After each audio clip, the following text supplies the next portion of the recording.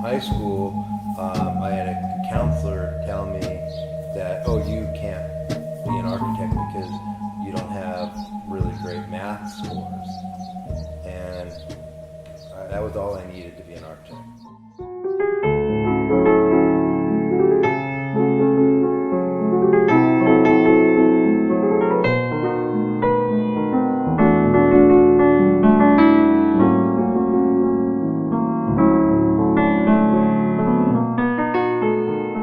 I grew up in a really creative environment. My mother is a fine artist and a photographer, printmaker. My father was a surgeon, but he was an author and he was a sculptor.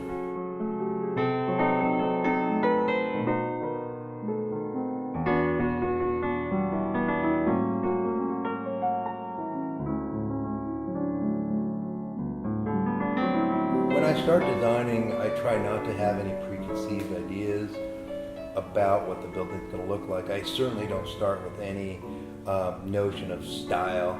I'm certainly very conscious of the path of travel of the sun, of taking advantage of this wonderful free air conditioner called the Pacific Ocean. It's right there. You know, maybe you have a big building or something across the street, but then there's this amazing palm tree, and so I'll block that view of that building and just have a framed view of a, series of palm trees or palm trees in the distance.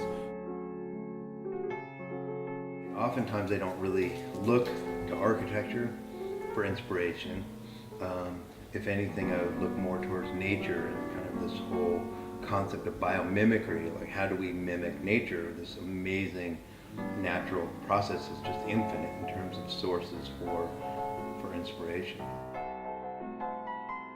I'm interested in oftentimes breaking the buildings apart and creating these courtyards that really blur the definition between interior and exterior space to really take advantage of this remarkably equitable climate that we live in. I mean, it's so easy to take it for granted, but if you travel around the world, there's very few climates where you could live really almost outdoors most of the time.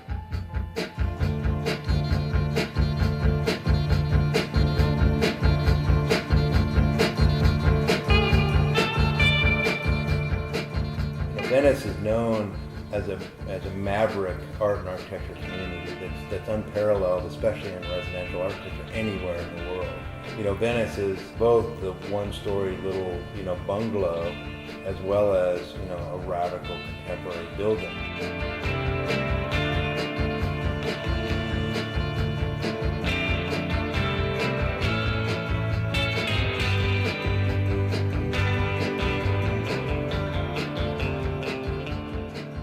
Have a thing where it becomes cool and it becomes, by the GQ magazine called the coolest street in America, and the rents go up, as soon as they can.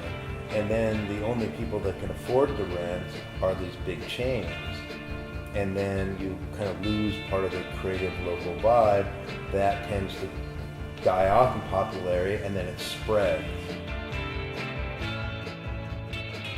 My office is right near Oceanfront Walk and Market Street, the first commercial street in Venice in 1905. My building was built in 1922 and that I restored, and I love that, but I feel like I need to connect with the real world and be confronted with how fortunate I am.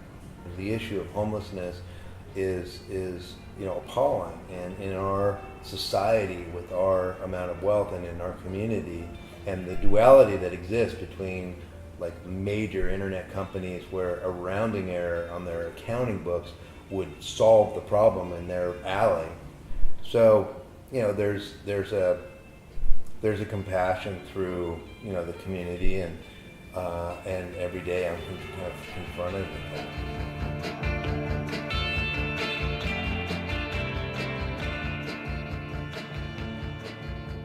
The Greeks have a Latin saying that says ars longus, viva brevis, which means art is long, life is short. My work will certainly far outlive me as a person, and so I think about that, and it's obviously a challenge when you're creating work that's going to outlive you.